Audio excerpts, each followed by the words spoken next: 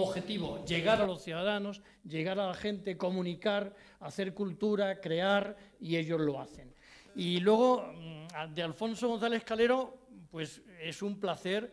Él, ya saben que ha sido nuestro agitador máximo desde la biblioteca, y de vez en cuando pues él prometió volver y lo sigue haciendo en su doble función. Ahí sigue presente en el mundo de la cultura de esta región, pero no por eso que sea amigo, que haya trabajado, que haya dejado aquí unos años de impronta, y que además como editor, lo he dicho muchísimas veces, está haciendo en general los editores privados en este momento histórico que estamos viviendo, donde las instituciones parece que no pueden editar, que no tienen recursos, y resulta que quienes no tienen, sí que lo están haciendo realmente por amor al arte, no tienen recursos públicos, sino que están con sus propios recursos, están arriesgando y están haciendo posible que tantísimos libros, a mí me admiran cuando vienen otros editores, no voy a citar a ninguno, pero en concreto hoy Almud, Anil, esta colección, pero además porque la vocación de esta editorial, de estas colecciones es regional, y eso es lo novedoso en una región que le ha costado ser región, que le cuesta romper el provincianismo de las provincias, el de cada una de las localidades, y Alfonso lo está haciendo siempre presente. Yo cuando veo, ahora antes me lo contaba, que voy al Magro, que voy a presentar, y ahora de pronto veo en un medio de comunicación o en las redes sociales, se ha presentado tal libro, y veo a Alfonso.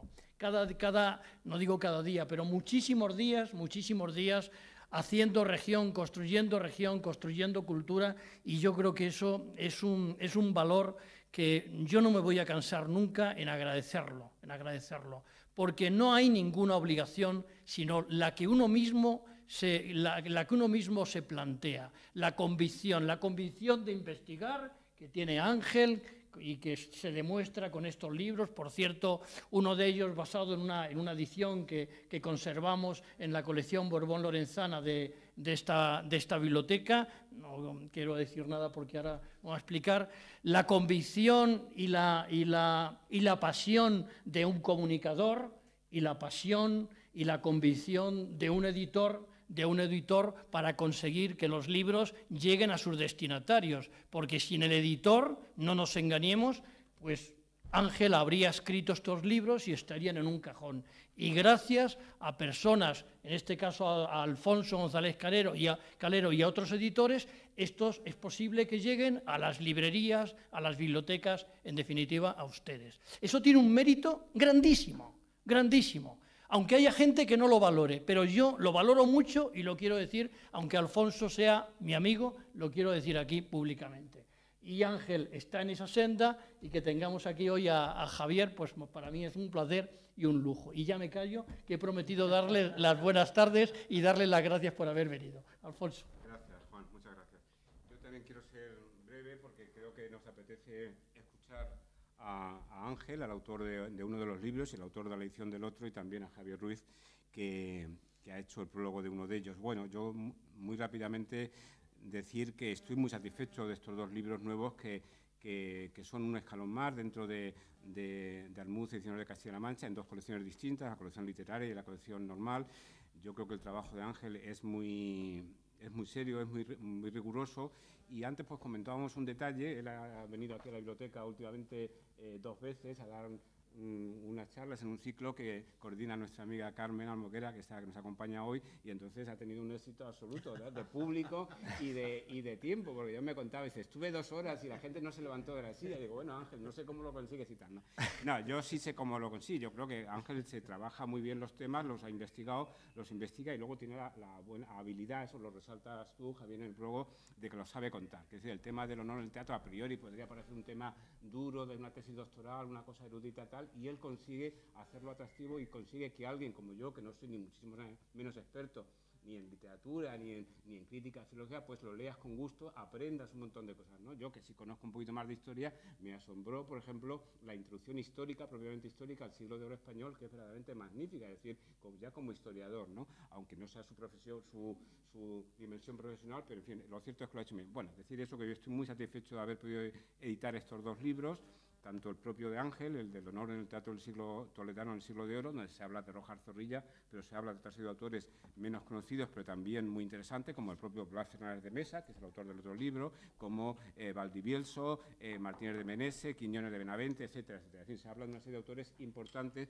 y yo creo que ahí el otro libro, pues Ángel lo que ha hecho ha sido acercarnos un libro que estaba prácticamente inédito, prácticamente desconocido, del cual solamente lo hemos podido tener gracias a que él se ha pasado descifrando manuscritos y tal en esta propia biblioteca y en la Biblioteca Nacional, pues nos lo ha puesto a nuestra disposición y yo creo que es interesante. A veces la literatura es injusta y solamente las primeras figuras, las figuras de primer nivel, son editadas o reeditadas y autores menos importantes, menos significativos, en este caso como Blas Fernández de Mesa, con un título tan toledano como los Silvas y Ayalas, ¿no? Las dos familias que han protagonizado la vida en Toledo, bueno, familias, digamos, del ámbito dirigente, de que han protagonizado la vida en Toledo en los siglos XV, XVI, XVII, pues yo creo que es una forma también de aproximarse a ese conflicto y a esa situación. Yo creo que son dos libros importantes, interesantes, la aportación de Ángel en su síntesis y en su estudio y la edición crítica que hace de Blas Fernández de Mesa. Entonces, pues yo estoy muy satisfecho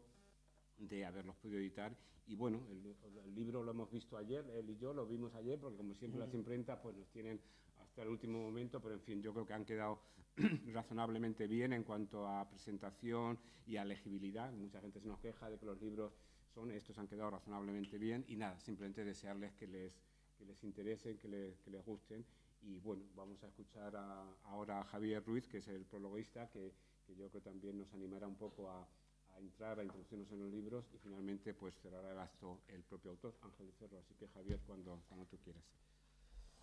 Pues muy buenas tardes a todos, muchísimas gracias por estar aquí. Pido disculpas porque se ha retrasado 10 minutos o cuarto de hora el inicio del acto por mi culpa. Por mi culpa, por mi gran culpa, pero es que es así. Es la vida azarosa de los periodistas y los comunicadores. Vamos de la ceca a la meca y de la meca a la ceca y hasta ahora yo tenía que estar en la radio presentando un programa, pero bueno, al fin nos organizamos y tenemos ya casi el don de la ubicuidad. Estamos en un lado y en otro, pero estamos donde tenemos que estar, que es aquí con nuestro buen amigo Ángel del Cerro. Estaría casi hasta por pedirles un ibuprofeno, porque tengo un dolor de muelas impresionante. Pero bueno, debe ser ya que en fin, los años lo pasaré en balde. Pero bueno, les puedo asegurar que la lectura del honor en el Teatro Toledano del Siglo de Oro, dolor de muelas no les va a producir. Eso para empezar. Bueno, vamos a ver, yo a Ángel lo conozco. Bueno, si ustedes no me conocen, yo trabajo en la radio, en Onda Cero.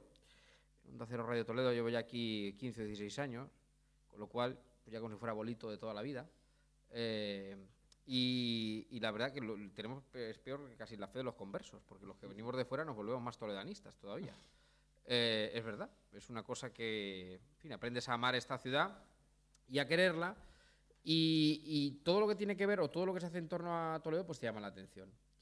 Y a Ángel pues lo conocí por la radio, francamente, porque bueno, y por la proximidad también, porque él trabaja en la Consejería de Hacienda y yo estoy en Onda Cero Radio Toledo, que está en la Plaza de la Merced, pues habrá 100, 200 metros de distancia, y él me conocía de escucharme en la radio, yo he oído hablar de él y bueno, pues ya se entabla conversación, se entabla amistad y uno se interesa por su obra. Ustedes, yo creo que seguramente le conozcan incluso hasta mejor que yo, porque yo le conozco por haberlo leído naturalmente, por conversaciones con él. Y claro, cuando me dice, no, he pensado en ti, estoy haciendo una cosa del honor del Teatro Toledano, del honor en los tiempos del Teatro del Siglo de Oro, que lo prologues tú. Y no se lo dije, pero ahora se lo voy a decir. Y lo que pensé, digo, ¿y qué necesidad? ¿Y qué necesidad de prologarlo? Sobre todo conociendo a Ángel, que es una hormiguita. Que claro, Ángel es pues una hormiguita de biblioteca. Porque Ángel, en fin, esto que tienen ustedes entre manos, tanto el honor que es suyo como la edición de los Silvas y los Ayalas, que efectivamente yo creo que tema más toledano es imposible encontrar. Seguimos la senda de los Montescos y Capuletos, etcétera, o sea que los Montoyas y todo, y Tarantos, ¿no? Que sí, pues aquí están los Silvas y los Ayalas, de Blas Fernández de Mesa, más de un autor, efectivamente, que se ha perdido un poquito en el tiempo, pero que él recupera, con una edición crítica anotada estupenda, pero el que conozco desde luego, porque además me lo leí, me lo pasó en verano y tuve la posibilidad de leerlo tranquilamente durante los meses de julio y agosto, Yo me veía tumbado en la hamaca al sol, leyendo a Rojas, a Lope, a Calderón con El Honor. Y eso es lo primero de todo, porque yo creo que si estamos hoy aquí los que estamos es porque esto significa algo para nosotros. Hablamos del honor, el honor perdido de Caterina Blum. Había una... Henry Ball. Efectivamente, Henry Ball, que yo creo que fue el último que tocó el tema del honor en el siglo XIX-XX. Claro, hablar del honor, y sin embargo, por ejemplo, estuve yo, además que lo recuerdo porque me coincidió en el tiempo, fue en verano cuando yo leí el trabajo de Ángel, y me coincidió con Almagro. Yo soy de Ciudad Real y las vacaciones que tengo, pues no se crean ustedes que me voy a la playa tampoco, ¿no? Porque yo, como soy pequeñito, si me meto en el mar me encojo. Entonces, y ya más, pues ya tampoco hay necesidad tampoco. Entonces yo voy mucho a Almagro y vi al alcalde de Zalamea, la versión que hizo la Compañía Nacional de Teatro Clásico. Y lo traigo aquí porque yo creo que si hablamos de honor, es verdad que sobre todo se centra en Rojas y en otros autores toledanos, pero hablar del honor, pues hombre, yo creo que todos tenemos en la cabeza a don Pedro Calderón de la Barca, aunque impregna todo el siglo de oro, por supuesto, y ahora descenderé un poquito a ello, aunque no le quiero quitar a Ángel, por supuesto, que nos enriquezca con ello. Pero, claro, uno veía a Carmelo Gómez, a la Compañía Nacional de Teatro Clásico, representar a Pedro Crespo, el alcalde de Zalamea, allí sobre las tablas del Hospital de San Juan, en Almagro, cuando decía aquello del honor, al rey la hacienda de la vida se ha de dar, pero el honor es patrimonio del alma y el alma solo es de Dios. Y ayer lo recordábamos en la radio y dice, el honor, es que hay concepto más caduco que el honor, y sin embargo, no es que sea caduco, es que está presente y es algo que nos va a acompañar por los siglos de los siglos. Quizá haya cambiado el concepto de honor, y lo que se entendía como honor en el 16-17 no es exactamente a lo mejor lo mismo que se puede entender en el 20-21, pero al final, y Ángel lo dijo ayer en la radio, y lleva razón, vale la definición tanto para el 16 como para el 21, el honor de una forma u otra, y ahora iremos al 16 o 17, que es lo que nos trae hoy aquí, pero al fin y al cabo es lo que cuentan y lo que dicen de mí. ¿Y cómo no me va a interesar lo que cuentan y lo que dicen de mí? Si dicen, mira por dónde va ese crápula, mira por dónde va ese vaina, mira, no, hombre, la reputación, yo creo que a todos nos interesa, porque además hay una frase que es muy interesante, no es como tú te ves, es como los demás te ven y hacen el juicio de ti, que todos luego nos ponemos muy dignos, lo que digan de mí no me importa, no, yo voy a mi aire, yo voy a mi bola, lo que digan de mí a mí no me importa. Y no, claro, naturalmente que importa lo que digan de uno. Y en el caso del honor del 16 y 17, digamos que tiene una pequeña complejidad o atractivo, que es lo que lo hace clásico, evidentemente. Yo defiendo a los clásicos y yo siempre recomiendo volver a los clásicos, y clásico es aquel que permanece, mi definición de clásico es aquel que permanece en el tiempo y en el espacio. ¿Por qué? Porque Homero es un clásico, porque ya Homero en la Odisea hablaba pues de lo que es la pasión del hombre, de cuando tiene que hacer un viaje de regreso, de enfrentarse a determinadas luchas, o sea, a determinadas adversidades. Pueden ustedes poner, pues yo qué sé, cualquier ejemplo de cualquier libro. Si ha permanecido en el tiempo es porque cuenta la esencia del hombre. El hombre del siglo V a.C., el griego, de nosotros tampoco se diferencia demasiado. Le importa lo que dicen los demás de uno, que estamos hablando del honor. Le importa gustar a los demás, que también tiene que ver con el honor. Tiene que refrenar muchas veces sus pasiones y educar sus emociones, que es el gran reto del siglo del hombre moderno también, y lo era entonces. La cuestión del 16 y del 17 es que coinciden en una época que es verdad que es, yo creo que crucial para la historia de España. Yo creo que la historia se conoce poco. Aquí, como estamos además entre amigos, lo voy a decir, nos hemos cargado la historia, la educación, nos hemos cargado todo. Aquí los catalanes dicen que 1713, 1714 se rebelaron contra España. No mire usted, 1713, 1714 lo que hubo fue una guerra de secesión. De sucesión, quiero decir, de sucesión, perdón que me he equivocado, de sucesión entre dos dinastías de Europa que se disputaban el trono de España, no de secesión, no de Cataluña con el resto de España. Nos hemos cargado la historia, contamos la historia como queremos, desde un punto de vista ideológico, fundamentalmente, que la realidad nunca te corrompa la ideología ni los esquemas que tienes preestablecidos. Eso es donde hemos llegado al siglo XXI, con lo cual, pues perfecto, estamos creando unas generaciones ágrafas de 140 caracteres, que leen el Twitter maravillosamente, pero que un ensayo como este de Ángel del Cerro, pues es complicado que a lo mejor en un momento determinado puedan llegar a él. ¿Por qué voy a esto? Porque pues llegar al 16 o al 17, al teatro, del siglo de oro, yo también creo que la historia, aparte de escribir a los reyes, los gobernantes, donde mejor se ve la historia es en las manifestaciones artísticas. Yo siempre digo que, además, en la historia moderna de España, si uno quiere hacerse idea de lo que es este país, el siglo XXI, tiene que leerse los episodios nacionales de Benito Pérez Galdós. Es que es piedra angular. O sea, no hay ningún libro de historia mejor que los episodios nacionales de Galdós para saber lo que es el 19 español, que es la esencia de la división, del cainismo y de, bueno, del estigma que ha llegado hasta España del 20 y que afortunadamente la transición, la guerra civil fue el gran fracaso de este país y la transición consigue superar en un momento determinado y llegamos aquí a donde estamos ahora, que no sabemos ya ni dónde estamos, si estamos en la memoria histórica, histérica, dónde estamos, pero bueno, hemos llegado hasta acá. Y en el caso del siglo de oro, cuando los reyes católicos ya consiguen unificar este país, que ya los romanos le llamaban Hispania, que los visigodos pasaron por aquí, se lo quitaron a los romanos, luego llegaron los árabes, se quedaron allí, se quedó allí don Pelayo, y luego reconquistó, y ya llegan a Isabel y Fernando, los reunifican, son capaces de, entre Isabel y Fernando está Cisneros, que por cierto estamos en el año de Cisneros, otra cosa igual, ¿quién se acuerda de Cisneros? Como no interesa, pues ahí se queda Cisneros. Pasó como en el 2008, nadie se acordó del Bicentenario del 1808, de la Guerra de la Independencia, cuando la Guerra de la Independencia es una demostración clara y objetiva, y vuelvo a Galdós, de que cuando algunos dudan de si España es una nación o no, en 1808 el rey vendió España. Fernando VII vendió España a Napoleón. Fallaron todas las instituciones, y el pueblo, desde Gerona a Cádiz, y desde La Coruña a Murcia, Cartagena, se levantó a una. Si eso no es demostración de la existencia de una nación, que venga Dios y lo vea. Como vean ustedes, yo me centro mucho en lo que quiero decir, pero en fin, me van a perdonar porque, en fin, vamos al teatro.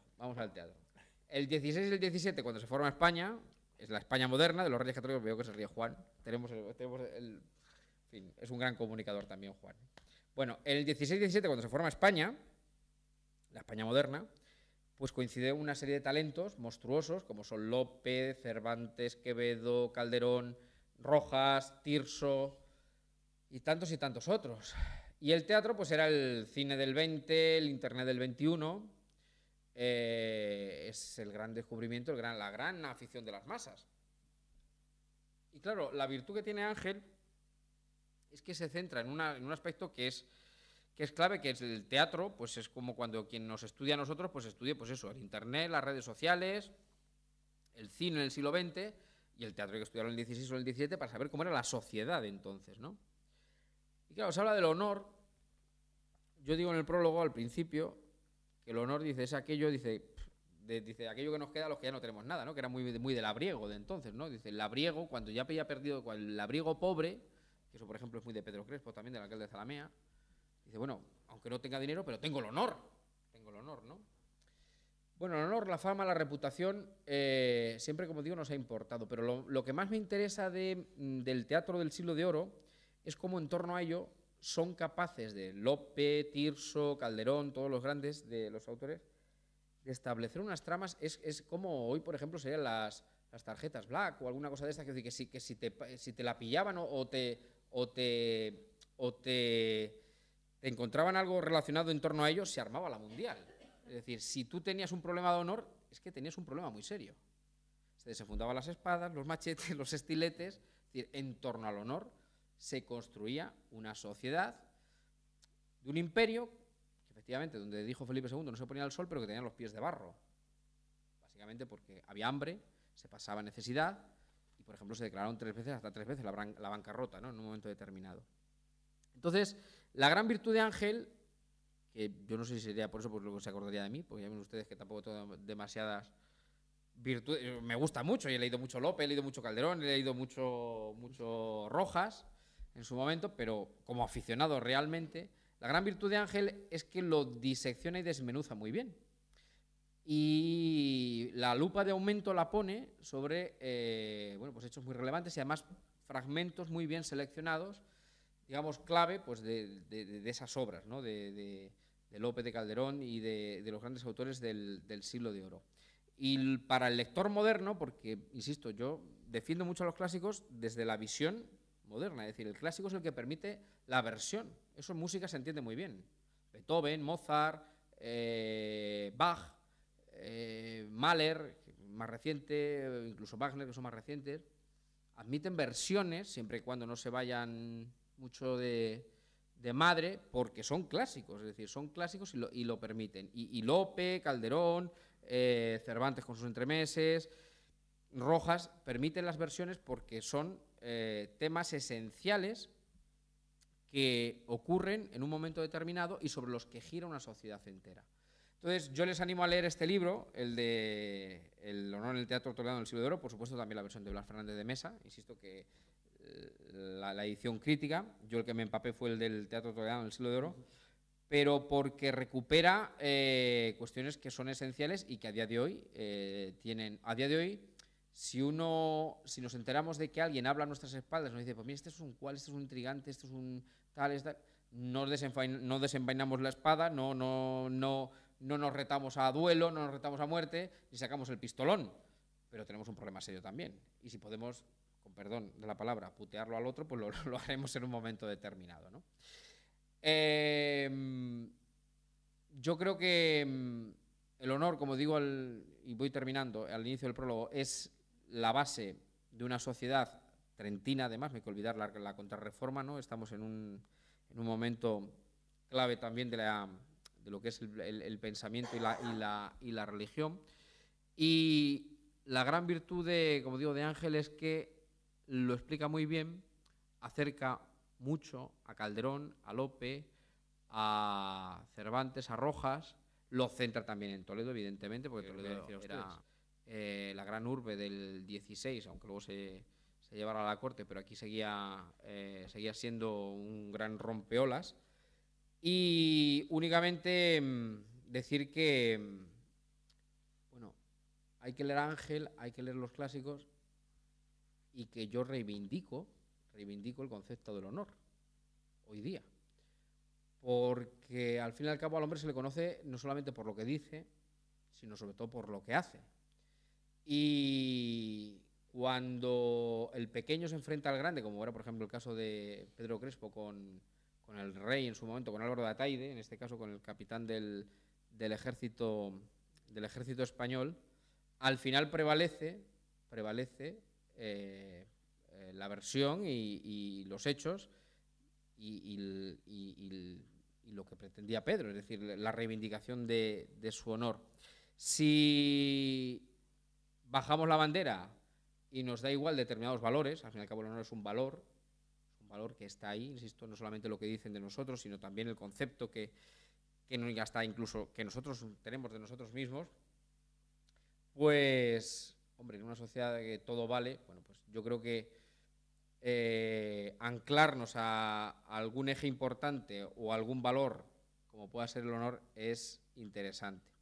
Y poco más, Angelito, poco más, que yo creo que ya he hablado demasiado, es lo que tiene lo de la radio, nos damos el micrófono y nos crecemos, y únicamente pues de dejarles que sea Ángel quien les cuente algo más de este libro, invitarles a que lo lean, básicamente porque van a entender mucho mejor la sociedad del 16 y del 17, los acontecimientos, porque al final de todo, la historia es verdad que lo escriben los reyes, los príncipes, pero sobre todo lo escriben las personas de a pie, como nosotros.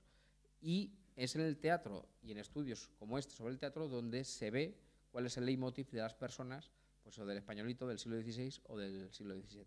Así que Ángel, enhorabuena por el trabajo realizado, te deseo lo mejor y tuyo es el micrófono. Así que cuando quieras. Gracias. Creo que se me oye bien, ¿no? No hace falta micrófono. Ponte. ¿Sí? ¿Me cojo? Yo soy obediente y si me dicen... Bueno, ¿se me oye bien?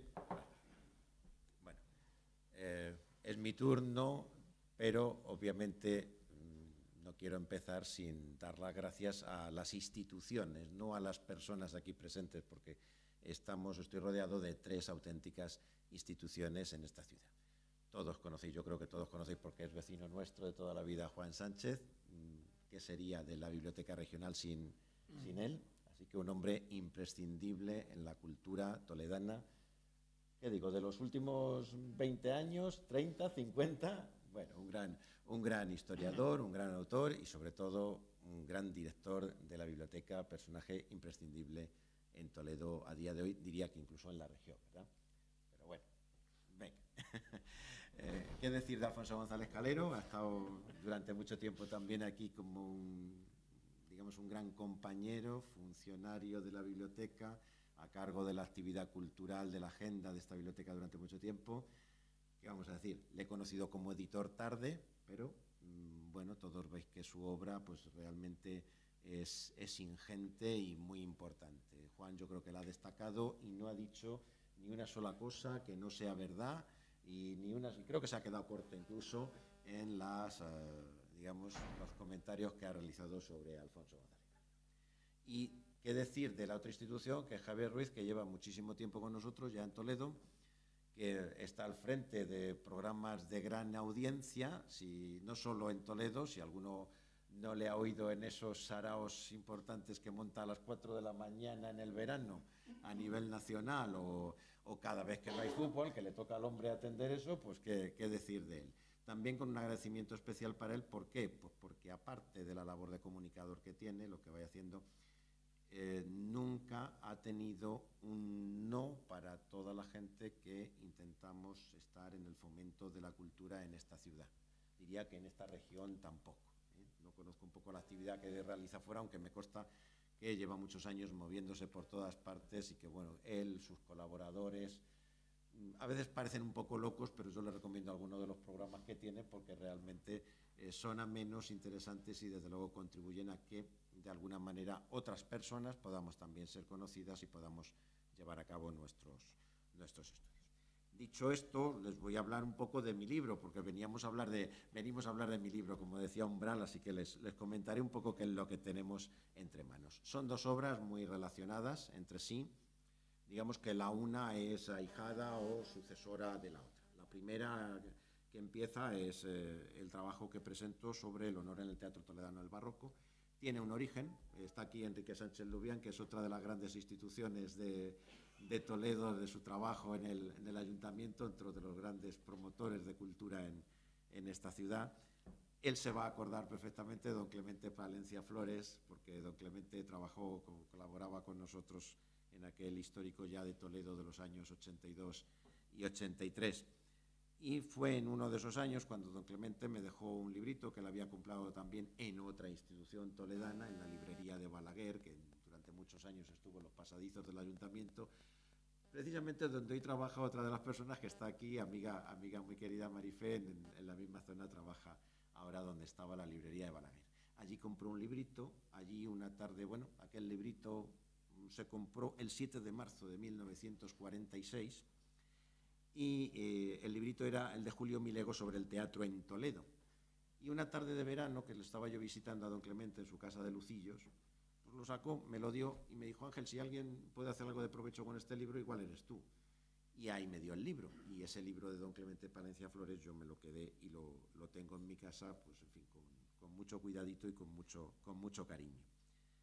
El resultado de ese libro fue que yo, bueno, vi qué partido le podíamos sacar. Allí se mencionaban muchos autores, muchos actores, bueno, una buena visión sobre el teatro en Toledo, vista obviamente por un historiador. El libro se escribió a principios del siglo XX, en 1909, y bueno, podían mejorar cosas, pero desde luego era una guía como para arrancar con ella.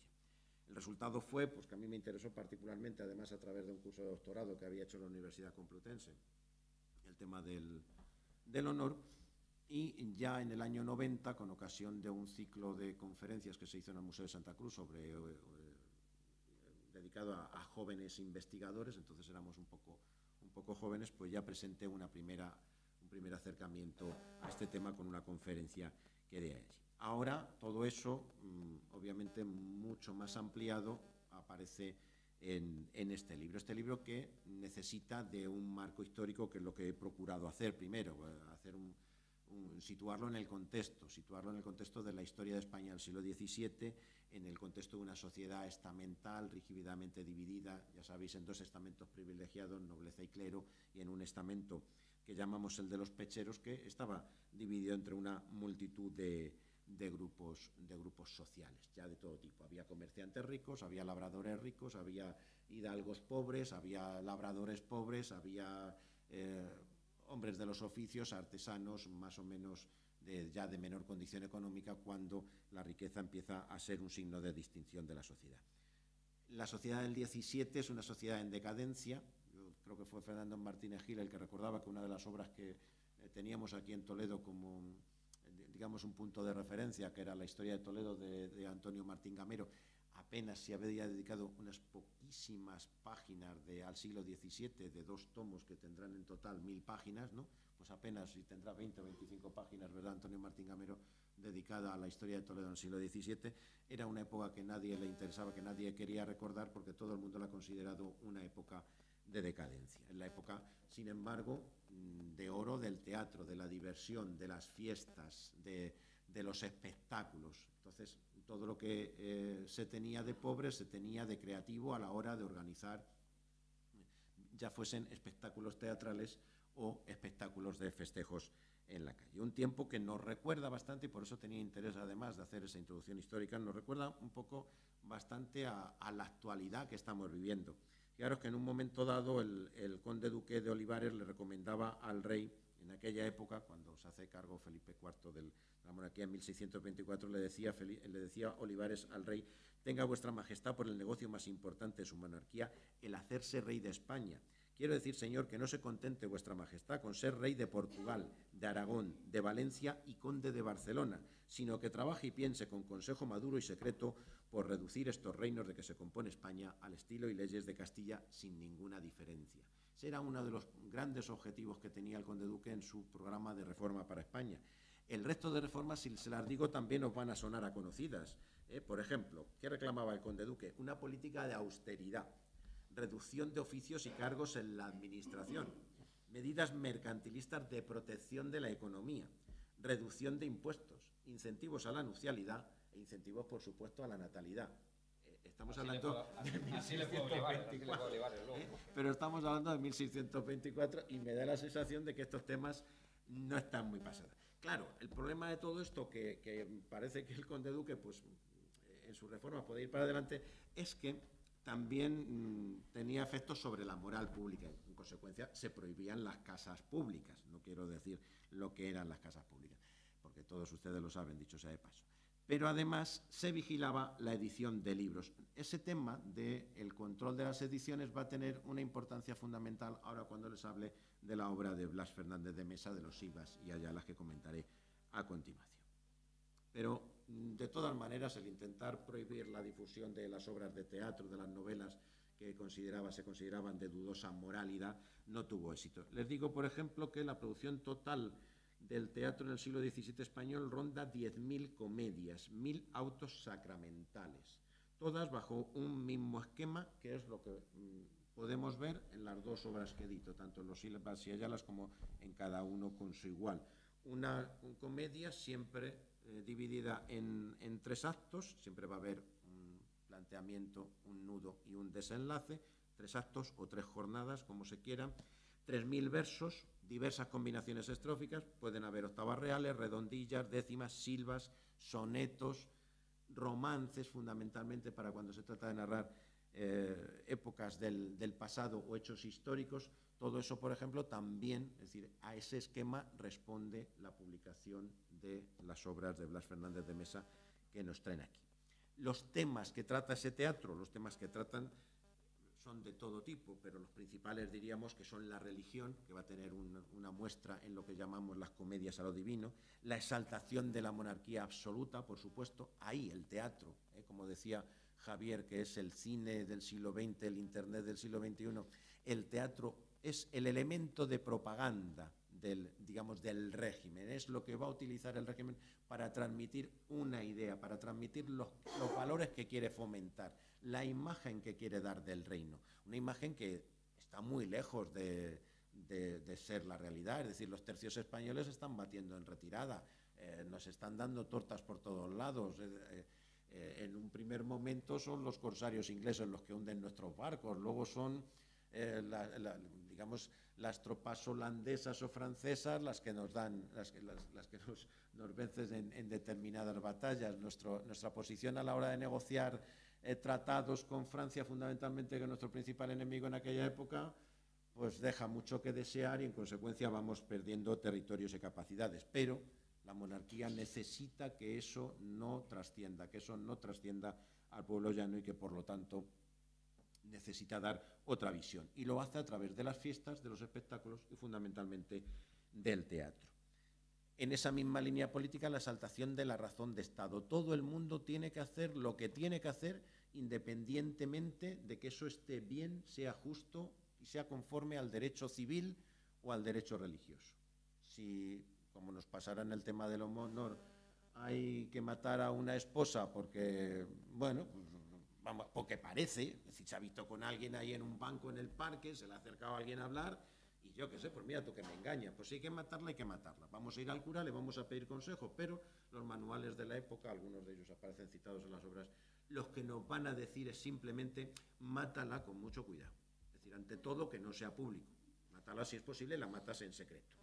No vayamos porque si la matas en público tampoco hacemos nada. ¿Por qué? ¿Qué pasa? ¿Por qué la has matado? Se va a saber. Se va a saber y por lo tanto, ¿qué van a decir la gente? Que eres un cornudo. Por lo tanto, tu honor por los suelos. Luego no, ya el propio confesor, los manuales de Martín de Torrecilla y otros van a establecer determinados preceptos, sí, siempre apelando a la moral cristiana, le van a decir a alguno, bueno, mira, ante el crimen y la honra, lo primero la honra, así que tú actúa tranquilamente que ya Dios te perdonará. Bueno, pues esas cosas. Esas comedias tratan, además, pues el destino que tiene cada uno y que encauza la vida de las personas. Cada uno se ve obligado a ser lo que es. Yo soy quien soy. Esa frase se va a reproducir en todos, en muchas de las comedias se va a decir directamente por los personajes principales, en otras lo que va a ocurrir es que se va a desprender claramente del personaje que interpretan, del texto de la comedia. ¿Qué va a decir? Yo soy quien soy, como soy quien soy, tengo que obrar como tengo que obrar. No como me diga la religión, la moral, ni nadie. Yo tengo que obrar como me dice la sociedad que tengo que obrar. Es decir, yo, si albergo a un enemigo en mi casa y no sabía que era mi enemigo, pero de repente es mi invitado, a ese invitado le tengo que agasajar y le tengo que tratar como si fuera el mejor de mis amigos, porque yo soy quien soy. Mi personalidad es la que se impone. Después, cuando salga por la puerta, si es mi enemigo, le diré, date prisa, porque en cuanto doble en la esquina te voy a mandar a mis sicarios a matarte, pero de momento soy quien soy, ¿vale? El destino, la razón, destino que viven los personajes un poco atados de esa sociedad. Pero sobre todo el tema que más va a primar, el tema que hace famoso al teatro del siglo de oro es el tema del honor, el tema de la honra. Lo dice Lope de Vega en el Arte Nuevo de hacer comedias. Cuando se plantea todo el esquema de cómo van a ser las comedias del siglo XVII, que eso lo hace Lope en distintas ediciones. Yo creo que el Arte Nuevo de hacer comedia, no sé si la primera edición es de 1603, yo debo haber manejado la de 1605 o por ahí, pero bueno, Lope dice, hay que hacer casos de honra. Los casos de honra son mejores porque mueven con fuerza a toda gente.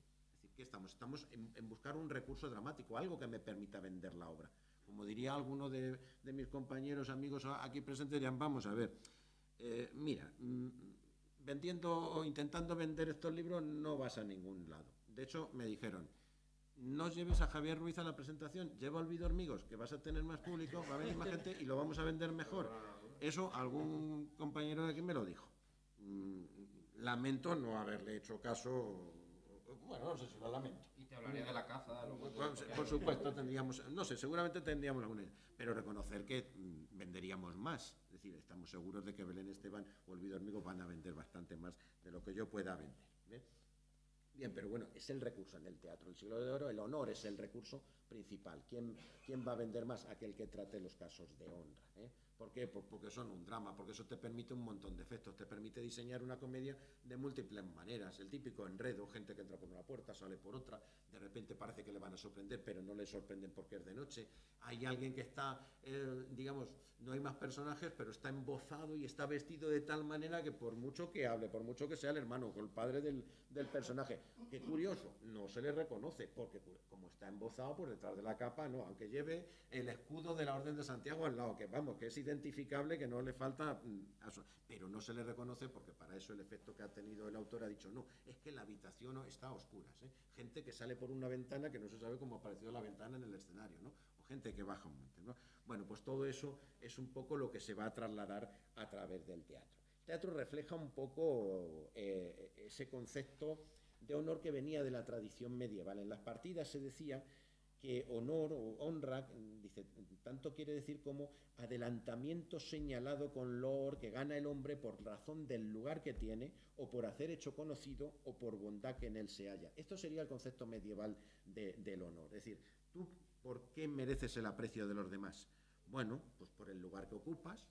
Si eres un noble, eres un alto funcionario, eres un rey, eres un gran personaje del reino, el lugar que ocupas te merece la honra. O por hacer hecho conocido. ¿Cómo ganó la nobleza sus galones? ¿Cómo ganaron sus títulos en los tiempos medievales?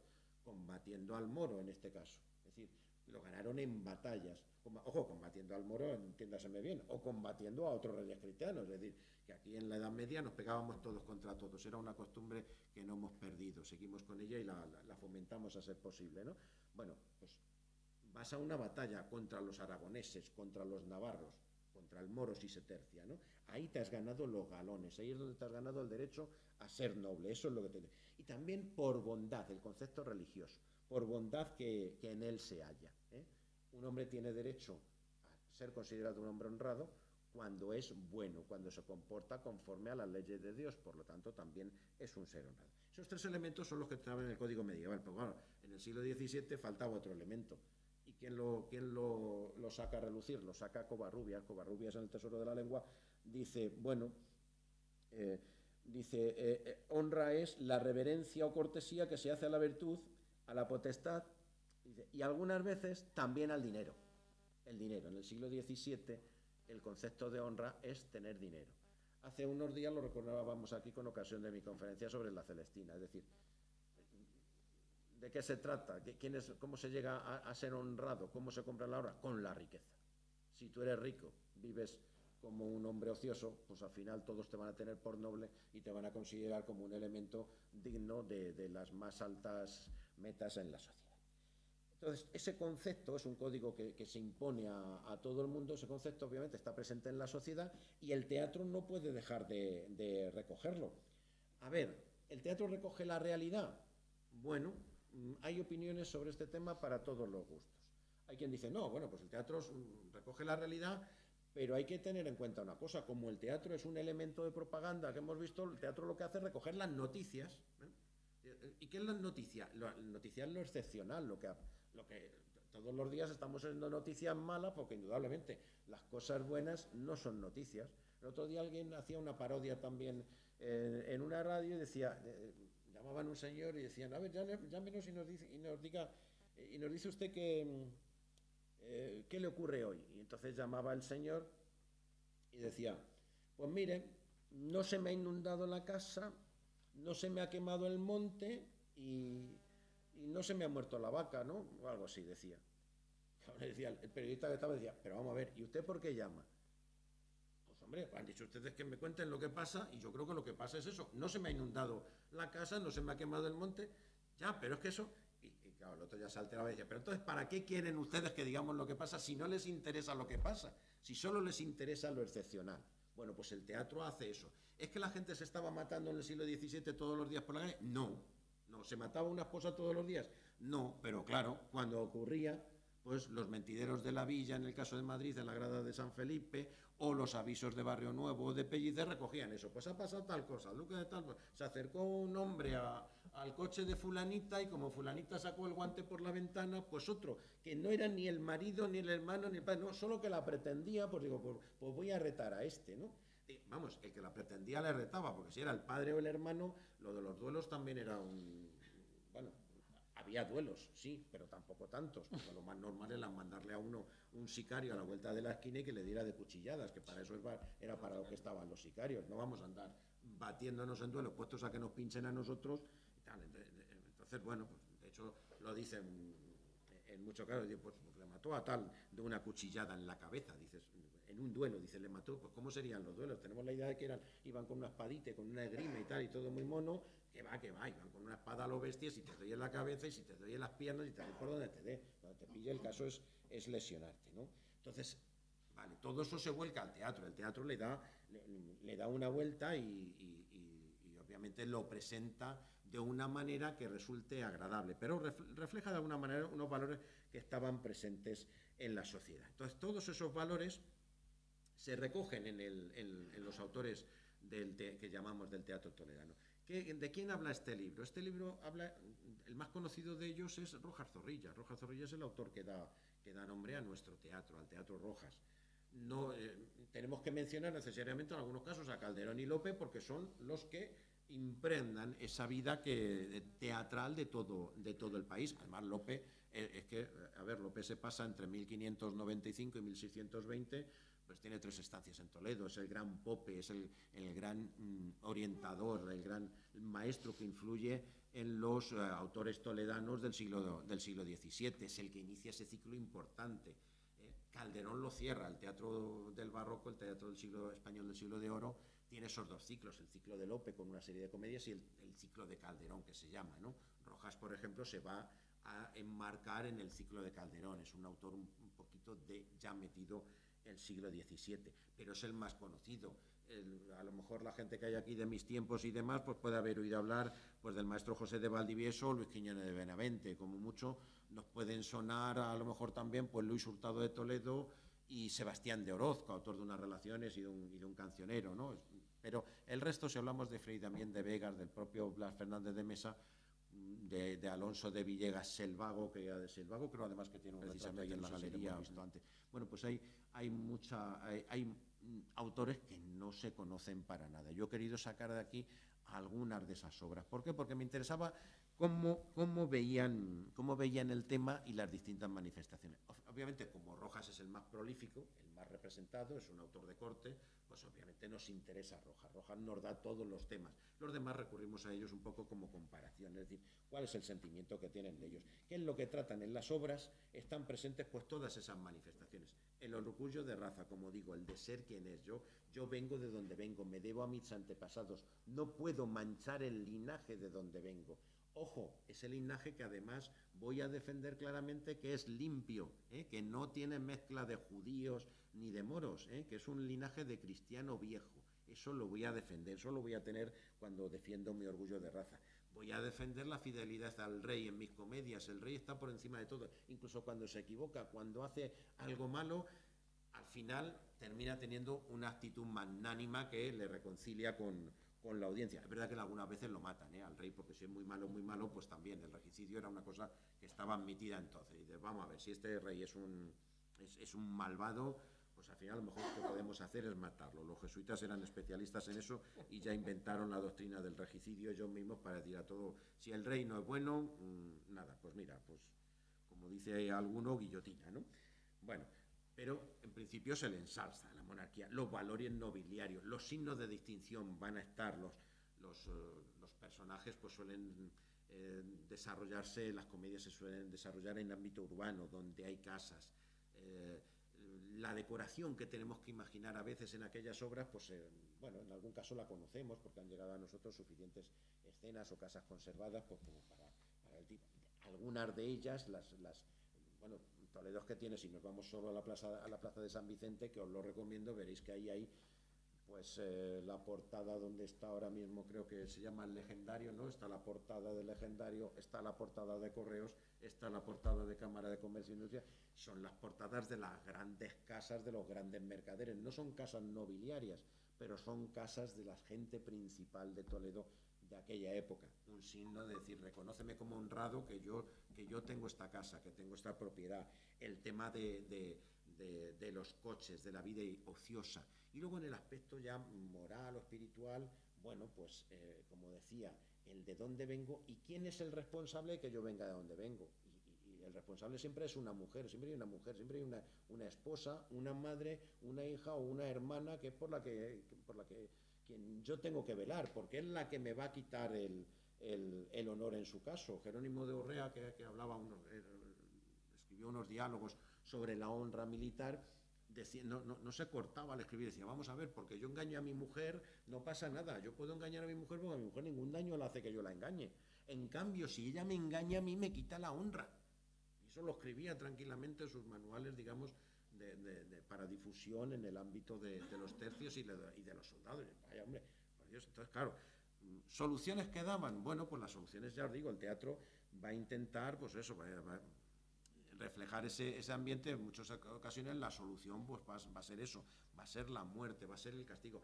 Manifestaciones de la honra también, es decir, si la afrenta es pública, el castigo debe ser público. Todo el mundo tiene que saber que yo me he vengado para que yo recupere mi honor. ¿Eso qué significa? Significa también apartarme de la justicia. A mí la justicia no me sirve. El teatro también recoge, los autores toledanos también recogen esa situación de yo no tengo que rendir cuentas a la justicia porque yo soy noble y por lo tanto yo tengo que imponer el castigo a quien corresponda, ¿sí? Y tengo que vengarme por mí mismo sin recurrir a la justicia. Y ya les digo, si es público, hacerlo públicamente. Si me han engañado es privado y no lo conoce mucha gente, pues voy a intentar que se haga en privado. El teatro va a recurrir para evitar ese castigo privado y que podamos llegar a conocer todo, va a recurrir a una figura. Es que junto a los personajes principales siempre van a estar los graciosos, los criados. Es en ellos donde se vuelca todo el cotilleo, de manera que nada puede ocurrir en una casa sin que lo sepa la criada. Y si lo sabe la criada ya lo va a saber todo el mundo, porque la criada lo va a contar. Es impepinable. Entonces el teatro siempre va a tener ese grupo de personajes. Va a haber unos personajes venerables, que es lo que conocemos como el bárbaro, el abuelo, el anciano que pone mesura, que toma decisiones, que intenta ser sensato y correcto, los jóvenes alocados, bien el caballero o bien la dama, y luego los graciosos y los criados.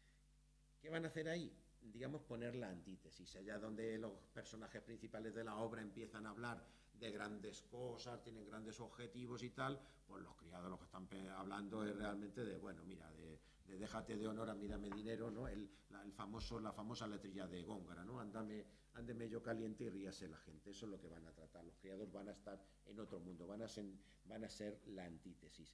Y en eso los autores también se dividen. Así como Raja Zorrilla responde al esquema de teatro habitual, pues por ejemplo José de Valdivieso, que es clérigo, ya va a poner el acento en otra cosa, va a poner el acento en la bondad interior, en la belleza interior. Le va a decir a toda la gente en sus autos sacramentales y en sus comedias a lo divino que ser honrado es ser uno mismo, ser uno mismo y comportarse conforme a la ley de Dios. Y Luis Quiñones de Benavente va a ser la antítesis también de ese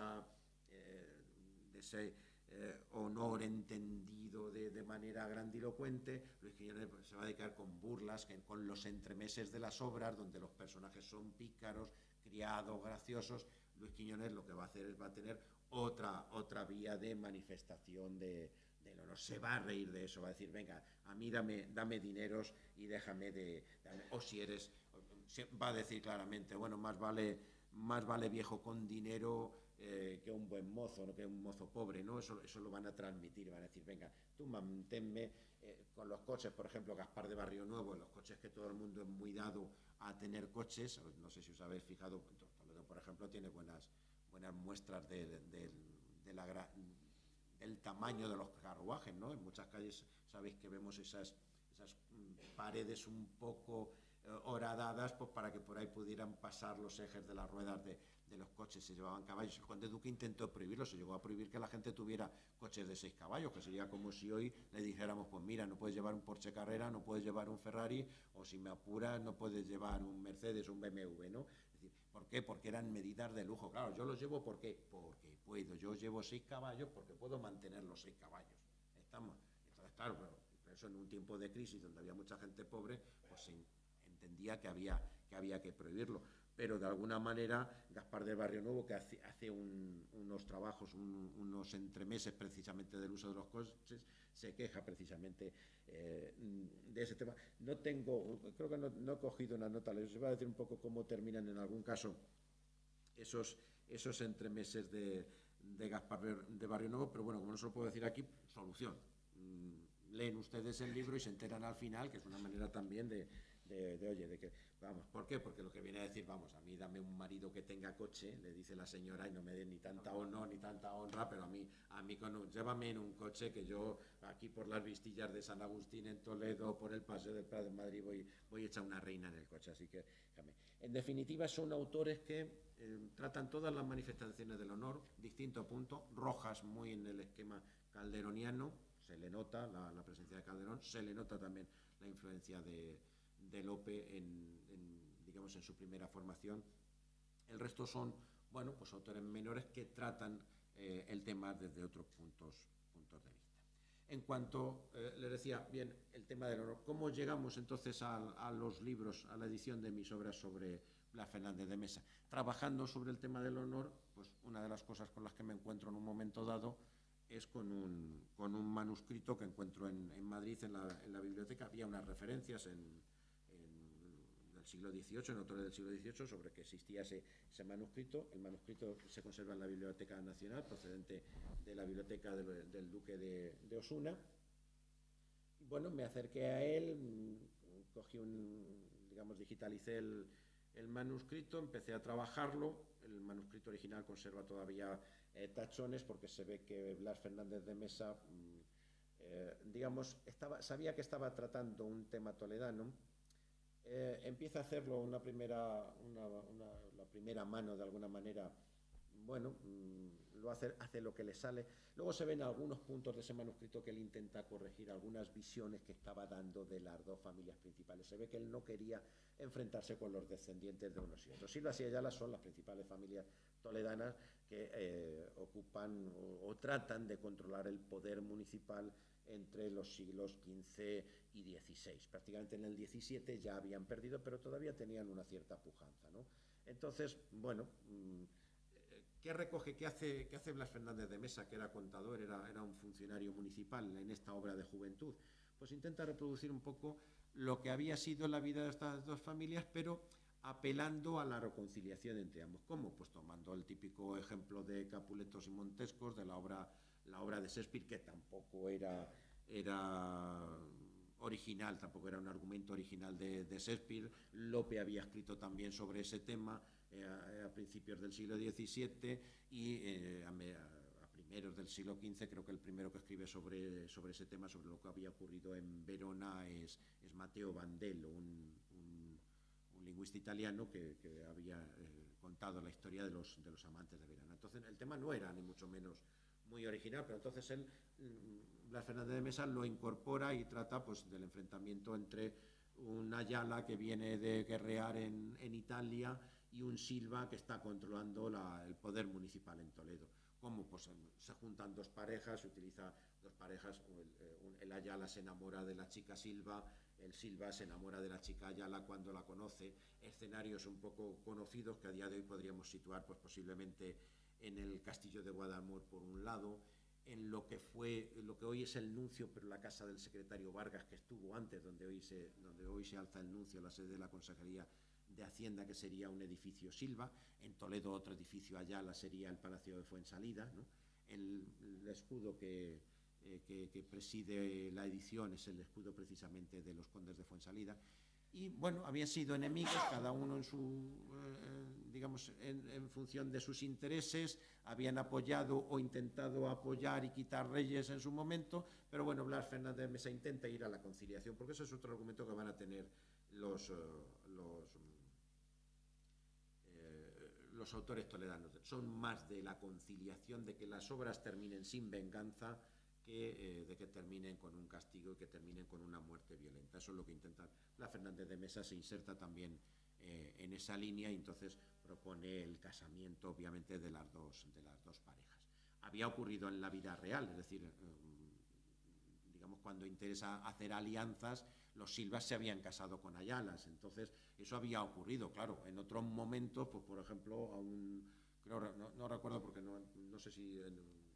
creo que no está citado, a un Silva lo habían acuchillado unos Ayalas en San Justo, por ejemplo, en otras épocas. Es decir, las dos familias recorren etapas de todo tipo. Entonces este manuscrito que estaba ahí en papel, pues bueno, lo hemos editado, hemos trabajado sobre la presunta escenografía, y yo creo que el libro es un poco interesante. El libro no habla solo de, no se limita a reproducir solo la obra de teatro, también reproducimos o intentamos ver la escenografía, el género, cómo están compuestas digamos, las diferentes estrofas que escoge, cuando utiliza romances, cuando utiliza octavas, cuando utiliza décimas o silbas, un poco, digamos, entrando también al aspecto de la composición literaria que también se ve en Cada uno con su igual. Cada uno con su igual es una comedia de las que desconozco la fortuna literaria que tuvo, porque no sé si se llegó a representar. Yo estaba manejando también una edición, lo que se llama una desglosada de la parte 16 de comedias que se había publicado en 1662, en la cual figuraba esta obra. Luego me encontré con que había ejemplares, lo que se llaman sueltas, comedias sueltas que difieren en una línea de las desglosadas, y las sueltas, pues había una en el Instituto de Teatro Catalán, hablé con ellos y me la hicieron llegar, había otra en el Fondo Antiguo de la Universidad de Sevilla, y se me ocurrió pensar que, bueno, que si estaba en esas universidades, ¿por qué no iba a estar en Toledo? Y me puse a buscar aquí, con tan buena suerte que en uno de los volúmenes facticios de aquí, de la colección Borbón-Lorenciana, apareció un ejemplar que, bueno, pues me ha parecido lógico. También hay que hacer patria, y como dice Javier, hay que ser toledanista a veces. Pues hombre, voy a utilizar el ejemplar que se conserva en la Biblioteca Regional de Castilla-La Mancha para hacer esa edición, y ese es el que edito en Cada uno con su igual. Una comedia tipo palatino. Ahí lo que hay son el príncipe de Bearn, el duque de Saboya, ¿no?, los grandes personajes que se enmarcan un poco en ese efecto propagandista del teatro. ¿Por qué? Pues porque en aquellos momentos España y Francia estaban interesados también, curiosamente, en matrimonios. Hemos visto que los Silvas y Ayalas, dos países enfrentados, dos familias enfrentadas, buscan el matrimonio como símbolo bueno, como elemento de unión. ¿Y qué se hace en esta? Pues unir a dos países. Francia y España fueron enemigos durante 100 años, pero eso no evitó tres bodas de Felipe II, de Felipe III y de Felipe IV con princesas francesas. Es una de ellas, está inmortalizada, la más cercana, la comedia de Cada uno con su igual. La más cercana es precisamente la que se firma con motivo de la paz de los Pirineos. Entonces, bueno, pues les quiero decir que el teatro también interesaba. Blas Fernández de Mesa aquí lo que contribuye a la política. Dice, bueno, pues sí, donde todo el mundo ve el príncipe de Bearn, el duque de Saboya, son representaciones de nuestros personajes históricos de aquel momento, entre otras cosas porque, a ver, históricamente no tiene ni pie ni cabeza. No existía el príncipe de Bearn en aquel momento, ni podía hacer guerra con los navarros, porque se había dejado de hacer guerra con los navarros cuando lo había conquistado Fernando el Católico en 1500, a principios del siglo XVI, ¿no? 1514, 1513. Entonces, bueno, pues ya no, digamos, no tiene un reflejo, no tiene nada que ver con la realidad histórica del momento, pero sí es verdad que deja traslucir eso, ¿no? Y ahí Blas Fernández de Mesa también, dentro de esos temas de componenda, decir, bueno, vamos a arreglar las cosas, ya como sabía cómo la gastaba el público de la época. Tengan en cuenta que a los teatros iba todo el mundo, pero sobre todo el pueblo, y sobre todo también los mosqueteros, y los mosqueteros, cuando no les gustaba el tema, la armaban. Ya dice, hombre, pido perdón, que los mosqueteros no me piten esta comedia que termina en boda, que ya sé que no os gusta y os hubiera preferido más la sangre, pero un poco se cura en salud. ¿Por qué? Porque en una de las obras precisamente de Rojas Zorrilla, cada cual lo que le toca, una comedia difícil de encontrar, difícil de encontrar ediciones. Yo pude encontrar la de Américo Castro, me parece que es en la Hispanic Society de 1917, pero una comedia difícil. Cada cual lo que le toca tiene el privilegio de haber salido en las noticias, precisamente porque el marido dice, halló violada de otro a su esposa, es decir, su esposa había tenido un novio antes que él y se había casado, y él se enteró en la noche de bodas, ¿no?